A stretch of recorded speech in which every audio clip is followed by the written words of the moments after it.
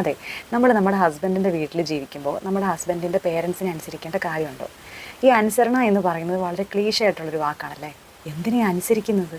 അനുസരിക്കേണ്ട കാര്യമില്ല. അവർ പറയുന്ന വാക്കുകളൊക്കെ നല്ലതാണെങ്കിൽ അത് നമ്മൾ ചെവിക്കൊള്ളുക. പിന്നെ അവരുടെ പ്രായത്തിനനുസരിച്ച് അവർ പലതും പറയും അല്ലേ. അവരുടെ പ്രായത്തിന് നമുക്ക് മനസ്സിലാക്കാൻ പറ്റാത്ത കാര്യങ്ങൾ വരെ അവർ പറയും. അപ്പോൾ അത് നമ്മൾ വിട്ട് കളയുക. പിന്നെ കേട്ടിട്ട് നമുക്ക് തിരിച്ച് പറയാനുള്ളതാണെങ്കിൽ മറുപടി പറയേണ്ടതാണെങ്കിൽ പറയുക. അതിലും തെറ്റൊന്നുമില്ല കേട്ടോ. മറുപടി പറയുക എന്ന് പറഞ്ഞാൽ തല്ലുണ്ടാക്കുക എന്നല്ല. അവർ ഏത് ടോണിലാണോ നമ്മളോട് പറയുന്നത് ആ രീതിയിൽ തന്നെ നമുക്ക് മറുപടി പറയാം. അതിനൊരു പ്രശ്നവുമില്ല. കാര്യം നമ്മളോട് പറഞ്ഞിട്ടാണല്ലോ നമ്മൾ മറുപടി പറയുന്നത്. അതിന് നമ്മളെ ചോദ്യം ചെയ്യാനായിട്ട് ആർക്കും പറ്റില്ല. റെസ്പെക്റ്റ് എന്ന് വെച്ചാൽ നമുക്ക് തരുന്നത് പോലെയല്ലേ നമുക്ക് തിരിച്ചു കൊടുക്കാൻ പറ്റത്തുള്ളൂ. അതിലിപ്പോൾ പ്രായം അങ്ങനെയൊന്നുമില്ല.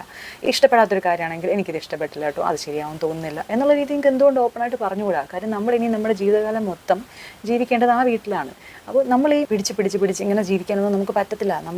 നമ്മുടെ വീട്ടിലത്തെ സ്വഭാവമാണോ നമ്മൾ ഹസ്ബൻഡിൻ്റെ വീട്ടിൽ കാണിക്കുന്നത്? പക്ഷേ ഉറപ്പായിട്ട് നമ്മൾ അങ്ങനെ തന്നെ കാണിക്കണം. അങ്ങനെ രണ്ട് സ്വഭാവത്തിൽ നമുക്ക് ജീവിക്കാൻ പറ്റുമോ? എത്ര നാൾ നമ്മൾ അങ്ങനെ ജീവിക്കും? അങ്ങനെയൊന്നുമില്ല. നമ്മുടെ ഇഷ്ടത്തിന് ജീവിക്കും. ഇപ്പം നിങ്ങൾക്കൊന്ന് ഫുഡ് കഴിക്കണം, നിങ്ങൾക്കൊന്ന് പുറത്ത് പോകണം, ഉടനെ നിങ്ങൾക്ക് പേടിയായി, അയ്യോ ഞാൻ അങ്ങനെ പറഞ്ഞു കഴിഞ്ഞാൽ എന്തെങ്കിലും പ്രശ്നമാവോ?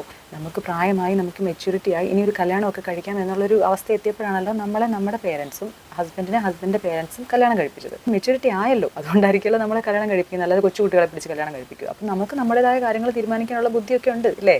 അപ്പോൾ നിങ്ങളൊന്ന് പുറത്ത് പോയി ഫുഡ് കഴിക്കണമെങ്കിൽ അയ്യോ ഞാനിപ്പോൾ പുറത്ത് പോയാൽ പ്രശ്നമാവോ, എന്നെ എന്തെങ്കിലും പറയുമോ, അങ്ങനെ പേടിച്ച് നിങ്ങൾ എത്ര നാൾ ജീവിക്കും? അങ്ങനെ പേടിക്കേണ്ട കാര്യമില്ല. നിങ്ങളങ്ങനെ പെർമിഷൻ ചോദിക്കേണ്ട കാര്യമില്ല. കാര്യം നമ്മൾ ആരും ഉപദ്രവിക്കുന്നില്ല. നമ്മൾ ചെയ്യുന്ന പ്രവൃത്തിയിൽ ആർക്കും ദോഷമൊന്നും ഉണ്ടാകുന്നില്ല. അപ്പോൾ പിന്നെ നമ്മൾ എന്തിനിങ്ങനെ പേടിക്കണം? പേടിക്കേണ്ട കാര്യമൊന്നുമില്ല. ഇപ്പോൾ നിങ്ങൾക്കൊന്ന് പുറത്ത് പോകണം, ഒന്ന് ഫുഡ് കഴിക്കണം, അപ്പോൾ പെർമിഷൻ ചോദിക്കേണ്ട കാര്യമില്ല. ഞാൻ ഇന്ന് പുറത്ത് പോകട്ടോ എന്ന് പറയേണ്ട കാര്യമല്ലേ ഉള്ളൂ. അതിൽ നിങ്ങൾ ഈ പെർമിഷൻ ചോദിച്ച് പേടിച്ച് ദൈവം എന്താവും അതിൻ്റെ ഒന്നും ആവശ്യമില്ല കേട്ടോ. അപ്പം ഇച്ചിരി ധൈര്യമൊക്കെ വേണം. നമ്മൾ ഇങ്ങനെ പേടിച്ച് പമ്മി അങ്ങനെ എത്ര നാൾ ജീവിക്കും അല്ലേ? നമുക്ക് ഇത്രയും പ്രായമല്ലേ ആയിട്ടുള്ളൂ. നീ ജീവിതം കിടക്കുന്നേ ഉള്ളൂ. അപ്പോൾ നല്ല പ്രായത്തിൽ നല്ല രീതിയിൽ ജീവിക്കാതെ പ്രായമായി കഴിയുമ്പം പഴയ കാര്യങ്ങൾ ഓർത്ത് അയ്യോ എൻ്റെ ജീവിതം എങ്ങനെ ആയിരുന്നേ എന്നും പറഞ്ഞിട്ട് ഇരുന്ന് കഴിഞ്ഞാൽ പിന്നെ നമ്മുടെ ജീവിതം പോയി. അതേ ഉള്ളൂ പറയാനായിട്ട്. അപ്പോൾ എല്ലാവരും ഒന്ന് റീതിങ്ക് ചെയ്യുക.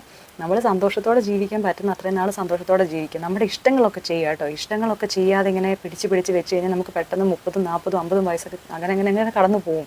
പിന്നെ നമുക്ക് തീരെ മേലാതാകുമ്പോൾ അയ്യോ എൻ്റെ ചെറിയ പ്രായം മൊത്തം ഞാനിങ്ങനെ നശിപ്പിച്ചല്ലോ എന്ന് ചിന്തിച്ച് കഴിഞ്ഞാൽ പിന്നെ അതൊന്നും നമുക്ക് കിട്ടത്തില്ല. അപ്പോൾ അതൊക്കെ കണ്ടും കേട്ടും ഒക്കെ നിങ്ങൾ ജീവിക്കുകയാണെങ്കിൽ നമ്മുടെ ജീവിതം നല്ല രീതിയിലൊക്കെ നമുക്ക് നല്ലൊരു മെമ്മറി ഉണ്ടാവും അല്ലേ. നമ്മുടെ പഴയ കാലത്തെ പറ്റി ചിന്തിക്കുമ്പോൾ നല്ലൊരു മെമ്മറി ഉണ്ടാവും. ഇപ്പോൾ ഇത്രയും നാളും ജീവിച്ചു നമ്മുടെ ആഗ്രഹം അവരെ ഉപദ്രവിക്കുന്നില്ലെങ്കിൽ അങ്ങനെ ആഗ്രഹിച്ച് അങ്ങനെ ചെയ്യുന്നതിൽ എന്താ തെറ്റുള്ളത്? ഒരു തെറ്റുമില്ല. നിങ്ങൾക്ക് ചെയ്യാം. ഓക്കെ എന്നാൽ ശരി.